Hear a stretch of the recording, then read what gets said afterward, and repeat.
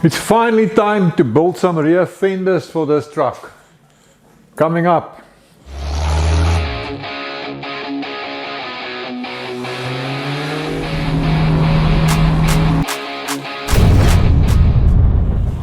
I see the sign is busy falling down. Must be a sign that the sign's time is over.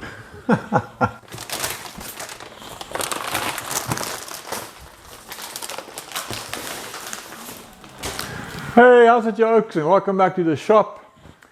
If you don't know me, my name is Duff, and I run a one-man shop out here in the middle of a forest, about 30 kilometers away from the very southern coast of the African continent. Now, for my American buddies, 30 kilometers would be what in miles divided by 1.6. Yeah, I can't quite figure that now.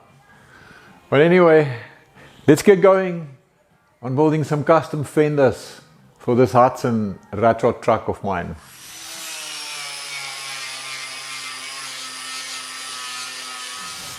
There's a lot of Bondo on these fenders, or pieces of fenders. I hate this stuff. I'm gonna have to take it all off. What a mess. This is a kak job. Kak is an Afrikaans swear word for shit. It is a shit job. That is what it is. Okay, let's see. Yeah, you were right, eh? In a previous video, I contemplated using this BW fender as a basis for building this rear fender here. And many of you folks were not happy with that. And you wanted me to use the original Hudson rear fender. Well, I think you got a damn good point, eh? And after all, I do have the best YouTube subscribers. Not the most, but I don't care about that. I've got the best. So I'm going to listen to you. Let's save this Beetle fender for something else and get that original Hudson fender on here again. Yeah, you guys have got good taste, eh? It offers lots of possibilities and it's got the patina. So I can always change the wheel arch here. We can see something so that it matches that front wheel arch. So I can fine tune this as we need it. We'll see that later once it's mounted.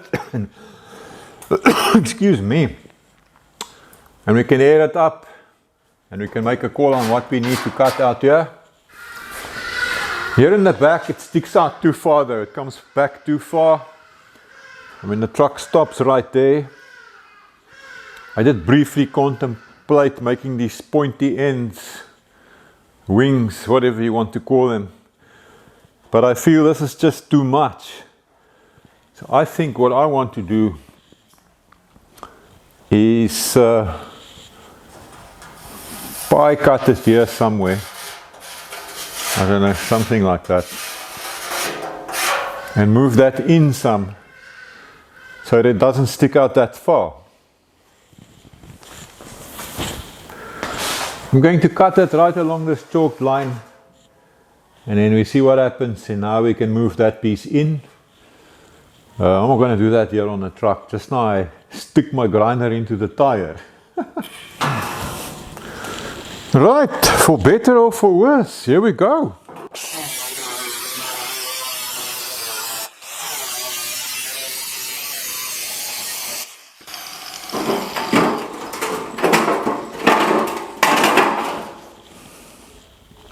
Looks like it could work. Let's go check it out on the truck. Right, so that's kind of where it was. Yeah, it's moving down really nicely.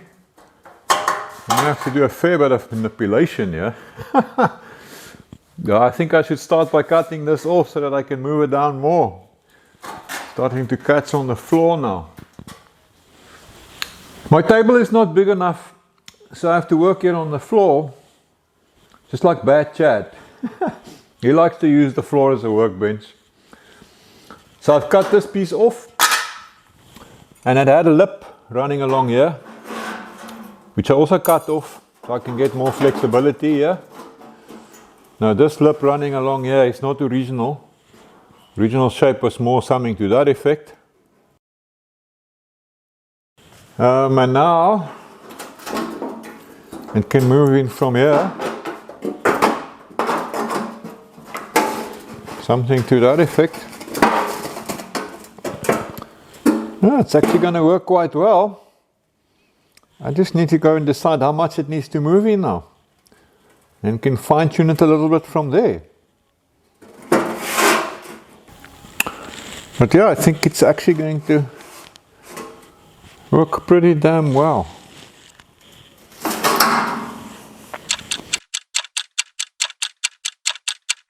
So after lots of messing about and looking at it from different angles and pondering it, I think this is my very rough first draft. Now the wheel arch line here is by no means final. I think I'll only cut that once I've made the whole thing, just to get an idea. I have to extend it here so that it can tie into my proposed running board. So this here kind of represents the edge of my planned running board. And yeah, to connect it to the fender here, I need to come down and add a piece in here. So here in the back, I'm playing with the idea to let it come out some past what would have been the tailgate. Now that's either ridiculous or quite cool. I can't quite make up my mind yet, so I'm still messing with it. But yeah, currently my idea is then to cut it off on this line here and then add in that little piece just to sort of create some continuity there. And if I do bring it past this edge, I've got to somehow tie it into that vertical post, what do we call it? So yeah, this is what I'm currently at. I'm just looking at it now. I actually think this curve is still it's got too much of a convex shape. It's too fat, man. It needs to come in some. Bits of cardboard everywhere. A lot of CAD going on here, man. Yeah, if you don't know what CAD actually stands for, it's cardboard assisted design, obviously. Well, if you look at it from this side, it's not a ridiculous amount sticking out. So I don't know. Maybe it can work. Decisions. So here's an overview from the side. Remember, it gets cut off here. So it will stop at that point, which is going to be sticking out past the tailgate. 200 millimeters, about 8 inches. I don't know what to do. Please help me. Shall we have it sticking out? Yay or nay? Let me know what you think. Okay, let's consider some other options then. And the only one I can really think of would be to stop it in line with this post, or in fact even behind that post. So approximately at that point. And that would then mean that this curve will be something like this.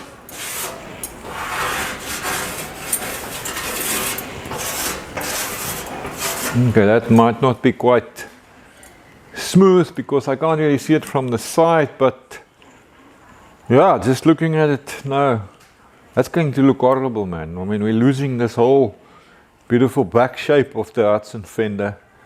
What we're doing here, we've shortened it, but we still got that suggestion and it's flowing.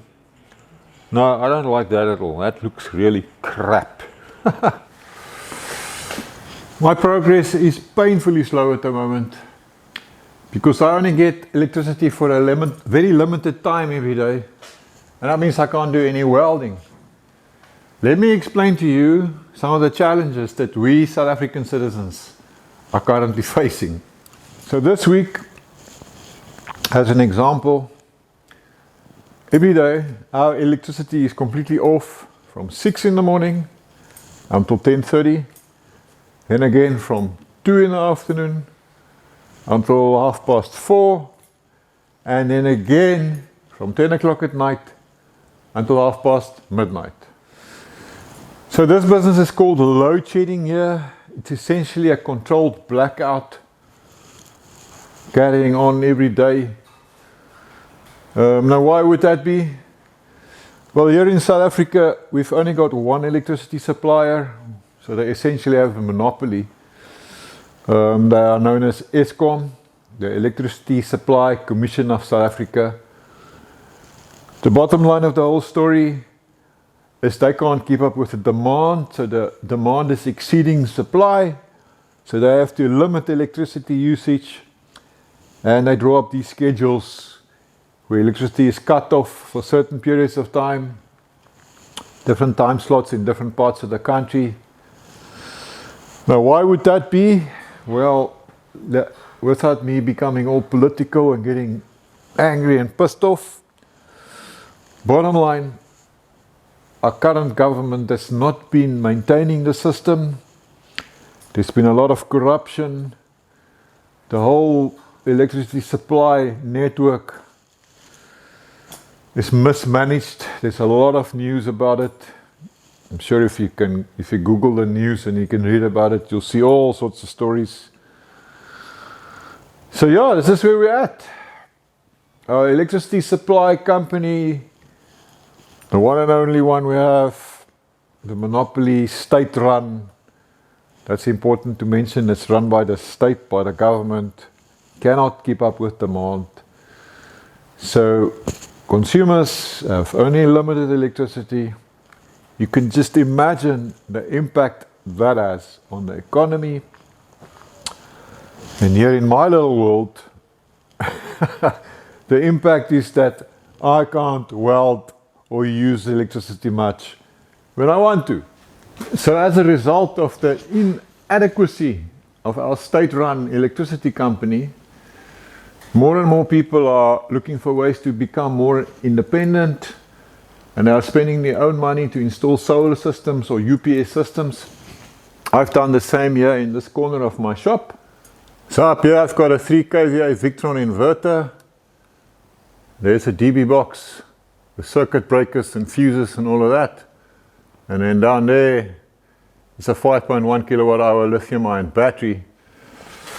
But not powerful enough to run heavy consumers like a welder, for instance. But it can keep the lights on, and I can use hand tools like grinders and drills, and I can charge the batteries on my battery power tools. I'm actually currently considering buying a generator to run a welder, because to run a welder with an inverter is seriously expensive. So my house itself is fully on solar, completely off the grid, has been for many years. So I don't have any problems with electricity down here. Here you can see the solar panels on my outbuilding.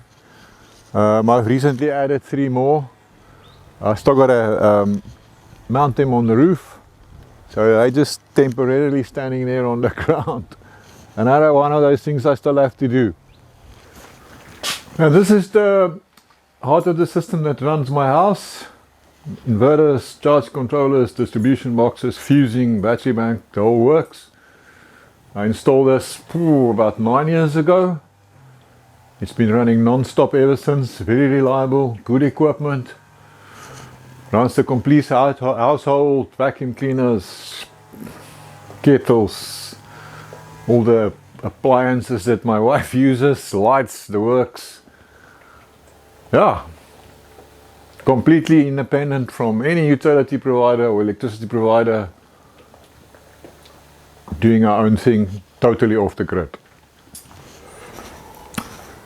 Yeah, so unfortunately up here in my workshop I'm still supplied from the national network. If you look carefully there amongst the trees, you can see the transformer. So I have to deal with this load shedding business. There are times when electricity is available for longer periods of time. Eskom has got this schedule with different stages, stage 1 through 8, and each stage has got a set, how can I put it, number of hours subject to the actual availability of energy. So stage 1 would be minimal and stage 8 would be very bad. The sad thing is that here in the mid-90s, late 90s, Eskom was actually rated as one of the best and cheapest electricity suppliers in the world. It was also about that time that our current ANC government took over control in South Africa.